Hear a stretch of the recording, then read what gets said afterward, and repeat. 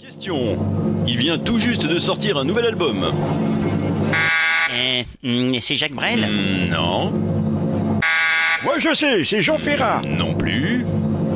Oui, je sais, ce n'est pas facile, mais enfin, pour vous rattraper, c'est très simple. Écoutez tous les lundis, mercredis et vendredis, c'est dans les bacs, et c'est sur Altitude FM.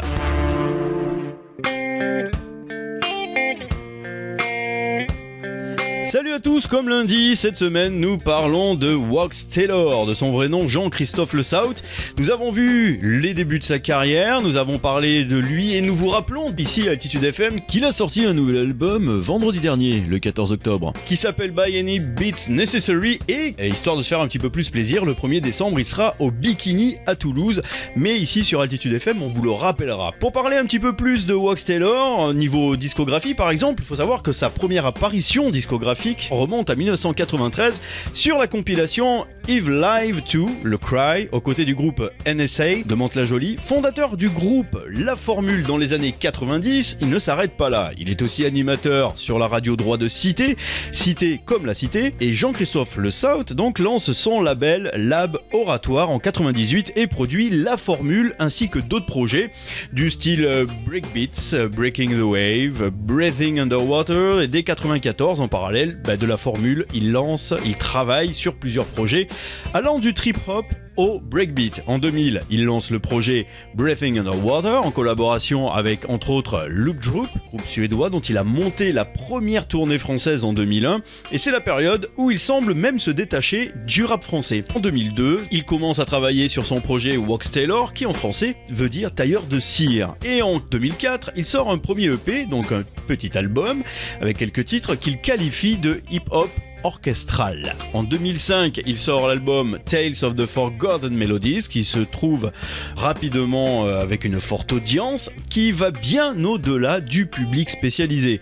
S'ensuit une longue tournée en France mais aussi un peu partout dans le monde où l'album reçoit un très très bon écho, notamment en States où l'album sort dans la foulée. En 2007, Wax Taylor revient avec un second album, Hope and Sorrow, qui confirme son identité sonore et fait de lui l'un des artistes phares de la scène électro-hip-hop internationale. D'ailleurs, on va se faire plaisir. On va écouter un morceau de Wax Taylor, c'est Size the Day, avec bien sûr la voix envoûtante de Charlotte Savary, et on se retrouve juste après. Don't you trust me? You trust me? You trust me? You must trust me. À l'instant, c'était Size the Day, Wax Taylor. D'ailleurs, pour ceux qui connaissent le film, ont sans doute remarqué que ça fait partie de la BO du film Paris. Oui, Paris, le film de Cédric Clapiche avec quand même une belle brochette d'acteurs. Romain Duris, Juliette Binoche, Lucchini, Dupontel, Cluzet, Karine Viard-Lelouch, Mélanie Laurent, Julie Ferrier, etc., etc. Bref. Et en ce qui concerne la carrière de Wax Taylor, eh bien c'est vrai qu'en 2007 déjà il revient avec Hope and Sorrow qui confirme son identité sonore et en fait de lui l'un des artistes phares de la scène électro-hip-hop internationale. Par contre en France, il est nommé aux Victoires de la musique en 2008 dans la catégorie meilleur album de la musique électronique et là il est récompensé aux États-Unis en parallèle d'un Indie Music Award. Après une longue tournée mondiale de 200 dates quand même, il enregistre en 2008 le fameux Size the Day pour la bande donc originale du film Paris dont je viens de vous parler et remix Asa et Nina Simone pour le label américain Verve. À l'été 2009, Wax Taylor apparaît avec le titre Say Yes, dont il co-réalise le clip avec Tenace. C'est le premier extrait de son nouvel album In the Mood for Life qui sort le 21 septembre 2009, qui a pour invité quand même Charlie Winston, Charlotte Savary, Sarah Gane, Dion Charles, A State of Mind, Matic, Ali Harter et Speech Defect. Il entame une nouvelle tournée internationale d'une 50aine de dates à l'automne 2009, d'abord aux États-Unis début octobre 2009, puis ensuite il part en Europe. En 2010, alors qu'il est à nouveau nommé pour l'album de l'année, décidément il enchaîne les nominations, toujours aux Victoires de la musique, il reprend une nouvelle tournée à succès, dont 2 dates à l'Olympia, puis dans les festivals d'été comme à Glastonbury, Solidays, Montréal Jazz, Jazz Montreux, dehors les Francopholies, bref, enfin il n'arrête pas. À l'automne 2010, après avoir sillonné l'Europe, l'Amérique du Nord, l'Amérique du Sud et l'Asie, il termine sa tournée In the Mood for Live avec des dates en Suisse, Allemagne, Europe de l'Est, Russie, Grèce et en tournée en Angleterre. Bref, il s'éclate. Et en novembre, il donne 4 dates exceptionnelles lors de la tournée Wax Taylor and the Mayfly Symphony Orchestra, accompagné par l'orchestre symphonique de l'Opéra de Rouen.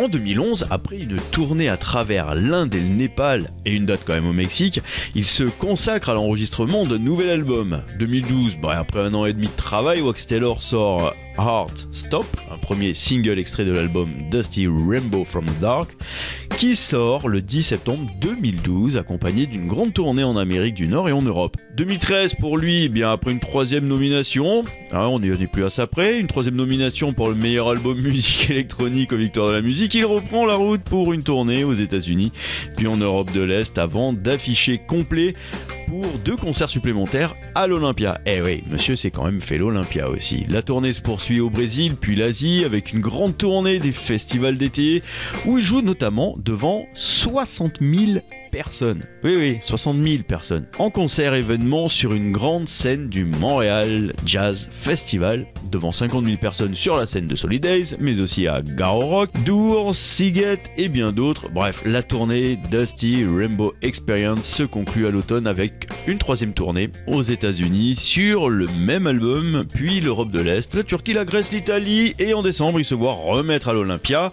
le Grand Prix des musiques électroniques. Bref, on a compris, Wax Taylor, un artiste de poids, un artiste qui compte, nominé dans tous les sens, récompensé de partout.